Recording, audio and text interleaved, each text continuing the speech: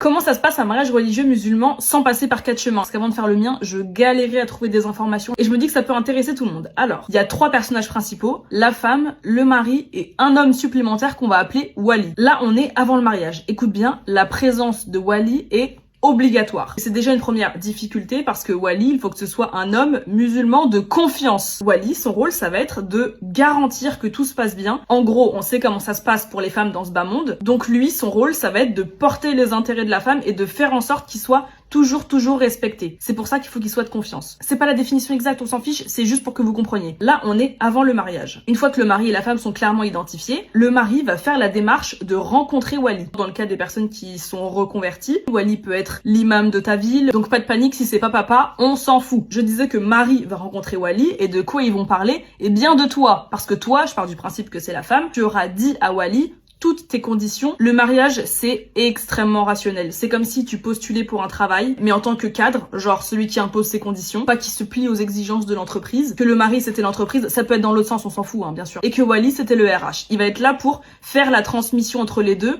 et pour être témoin aussi de tout ce que tu avais dit comme condition au début. Comme ça, si à un moment donné, c'est pas respecté, bah, il peut intervenir pour dire, oula, on se calme. Par exemple, c'est là que tu peux dire, je veux impérativement avoir des enfants. Ça évite que dans 2 ans, tu te réveilles face à un mari qui dit, mais moi j'ai jamais voulu d'enfant, j'ai dit on verra.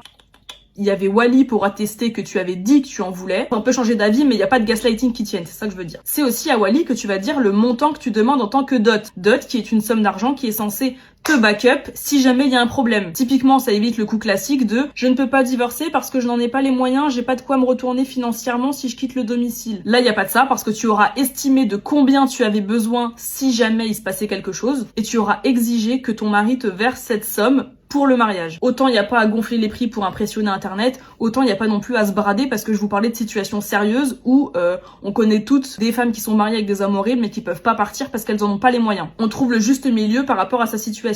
Voilà. Et pendant que Wali et Marie passent du temps ensemble, Marie peut lui aussi dire à Wali, moi j'attends de ma femme qu'elle fasse ci, qu'elle fasse ça. Ce sera transmis des 2 côtés et si ça va à tout le monde, on peut continuer.